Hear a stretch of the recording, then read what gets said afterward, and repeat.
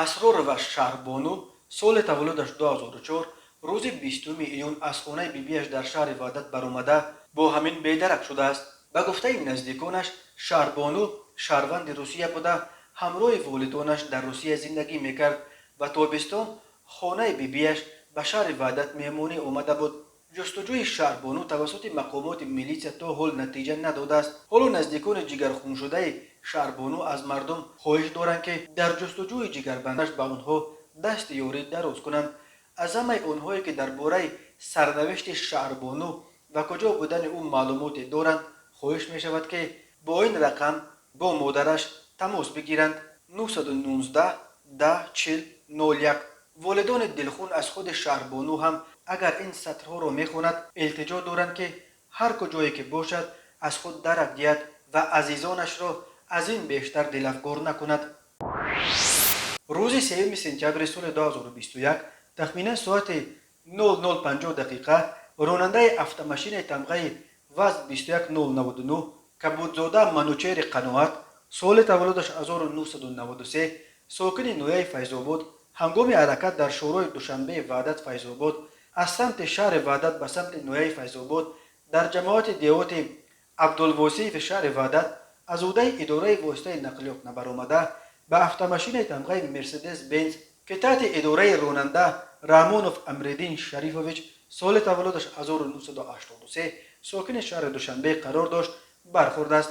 در نتیجه مسافر داخل автомашین تمغه وز 21099 شریفوف ایسانجان رستموویچ سال تولدش 1995 ساکن جماعت دیوت چلچشمه نویه فیض‌آباد جراحت وزن جسمانی برداشته در جای حادثه به هلاکت رسیده است و راننده автомашین مذکور کبودزاده جراحات گوناگون جسمانی برداشته در بیمارخانه بستری گردیده است.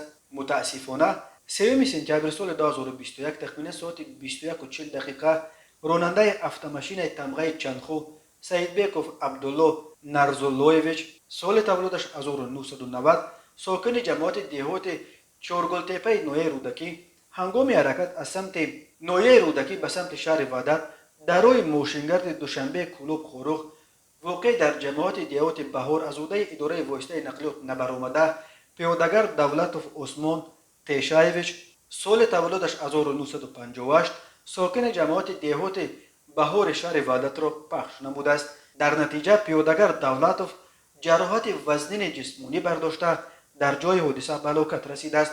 اینچنین روز 2 سپتامبر سال 2021 تخمینا ساعت 16:40 دقیقه راننده автомашین تمغه تویوتا لندکروزر تحت اداره راننده علی نظرف اکملجان اکرمجانوویچ سال تولدش 1987 ساکن شهر خوروغ هنگام حرکت از سمت جماعت دیهات نواباد به سمت شهر خوروغ در جماعت دیهات سوچار نویه شغنان از عهده اداره واسطه نقلیات نبرآمده پیادهگرد نوبالغ زنجیربیکو و امینه لایقوونا سال تولدش 2015 ساکن همان جا را پخش نموده است.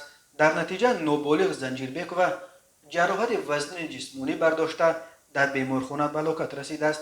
همین طریق 3 سپتامبر سال 2021 تخمین ساعت 0:40 دقیقه راننده автомашین تمغه مرسدس بنز شریفوف جهانگیر حمیدوویچ سال تولدش 2000 ساکن جماعت دیهات لاهوتی شهر کانیبادام هنگام حرکت از سمت دهه مرهم به سمت دهه لاهوتی در روی ماشینگرد کانیبادام دهمای از عهده اداره واسطه نقلیات نبرآمده به درخت در شفت راه بوده برخورد است. در نتیجه خود راننده شریفوف جراحات وزن جسمانی برداشته در بیمارخانه به هلاکت رسیده است. از روی این حادثه تحقیقات ادامه دارد. در نتیجه گذرانیدن چاره‌بینی‌های اپراتیوی جستجویی از جانب کارمندان میلیسیا مرد 50 ساله ساکن شهر خوجند با گمان قلابی دستگیر شد.